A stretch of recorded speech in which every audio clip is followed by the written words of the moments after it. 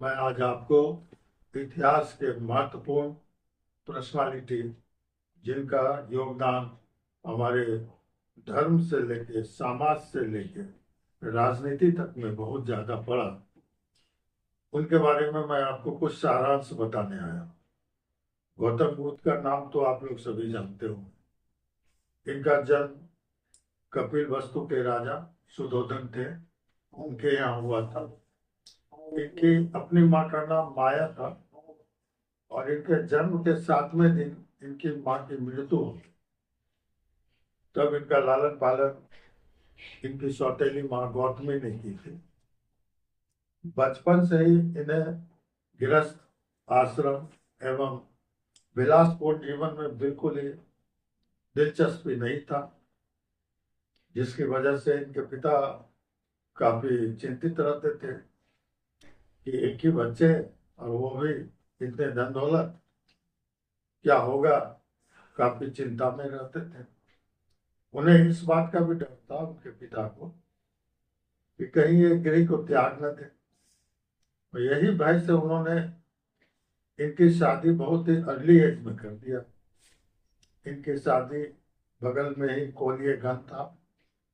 उनकी पुत्री राजकुमारी भद्रा कत्याम उनका वास्तविक नाम था, जो बाद में यशोधरा के नाम से हम लोग ज्यादातर जानते हैं। उनसे उनकी शादी हुई और उनको एक लड़का भी हुआ और लड़का का नाम राहुल था। ये सारे गृहस्थ आश्रम पुत्र और पत्नी के बावजूद उन्हें घर में गृहस्थ आश्रम और विलासपूर्ण जीवन में रुचि नहीं आ रहा था। और हुआ वही जिसका भय उसके पिता को था। एक दिन रात्रि काल में उन्होंने गृह त्याग दिया। हालांकि गृह त्यागना भारतीय परंपरा के हिसाब से ही था, क्योंकि ऐसा हमारे स्क्रिप्चर और रिचुअल में बताया भी गया है। उस वक्त इस तरह की परंपराएं थी कि अगर किसी को, कोई व्यक्ति जो चिंतनशील है, बुद्धि वृद्धि के लिए एकांत स्थान जा सकते हैं। तो एक प्रकार से उन्होंने इस तरह के परंपरा का अनुसरण किया और उन्होंने ज्ञान की प्राप्ति के लिए बहुत जगहों पर भटका। 29 साल की उम्र में उन्होंने घर छोड़ा था। 6 वर्षों तक कारा तप किया और तब जो उन्होंने किया था अरुबेला नामक जगह में, वहां निरंजना नाम की नदी बहती थी। लेकिन जब वो वहां तप कर रहे थे, उससे पूर्व उनकी मुलाकात दो गुरुओं से हुआ। एक का नाम था अलारा कलाम और दूसरा का नाम था रामपुत्र। अलारा कलाम ने उन्हें योग की शिक्षा की, ज्ञान दिया। उनसे काफी तर्क वितर्क भी इनका हुआ ताकि इन्हें संतुष्टि प्राप्त हो, लेकिन इन्हें कोई संतुष्टि प्राप्त ना मिला और इन्होंने आगे बढ़ा। फिर राजगृह में दूसरे गुरु रामपुत्र से उनकी मुलाकात हुई। वहां भी उनके साथ रह के संगति के में बहुत कोशिश करने के बावजूद भी अपने आप को वो संतुष्ट नहीं कर सका, क्योंकि उन्हें लगा जो कि जिस उद्देश्य से मैं घर त्याग के आया हूँ उसकी प्राप्ति शायद अभी नहीं हो पाया।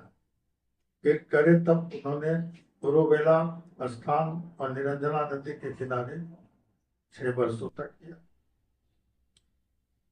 उसके बाद उन्होंने बोध गया में, तभी उन्होंने, ऐसा कहा जाता है कि जब वो ज्ञान की प्राप्ति के लिए बिल्कुल ही कठिन तपस्या में लीन हो गए, तो एक नर्तकी की टोली उधर से गुजर रही थी और उनके गाने का जो आशय था उसका मतलब उनके कान में समझ में आया।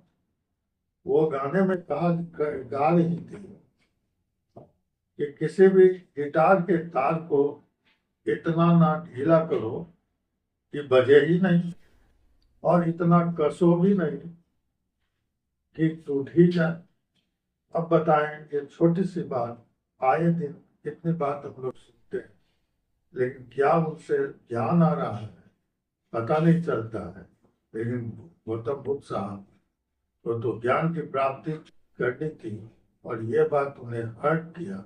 उन्हें समझ में आ गया कि कोई भी काम एक सीमा में ही करना चाहिए। अंतोगता उन्होंने गया में एक पीपल वृक्ष था, उसके नीचे बैठ के तपस्या करें और माना जाता है कि 49th डेज में उन्हें ज्ञान की प्राप्ति हुई। अभी मैं उनके जीवनी के बारे में एक छोटा सा डिस्क्रिप्शन दिया हूँ। फिर उनका क्या धर्म का निर्माण, उस धर्म से भारत के सामाजिक राजनीतिक में क्या योगदान उनका रहा, इन सब को मैं आपको बहुत ही विस्तार में बताऊंगा धीरे धीरे करके। मेरे इस क्लास में जितने महत्वपूर्ण बातें थी शुरुआती दौर में गौतम बुद्ध के जीवनी से लेके, मैं वो सारी बातें का जो महत्वपूर्ण पॉइंट है मैं बोर्ड पे लिख दिया हूँ। मेरे क्लास के बाद अगर कहीं कंफ्यूजन हो तो आप इस बोर्ड में जितने भी बातें लिखी हुई हैं सब गौतम बुद्ध के जीवनी से महत्वपूर्ण बातें हैं, आप उन्हें क्लास देख के सीख सकते हैं। फिर मैं अगले क्लास में आपसे मिलूंगा। धन्यवाद।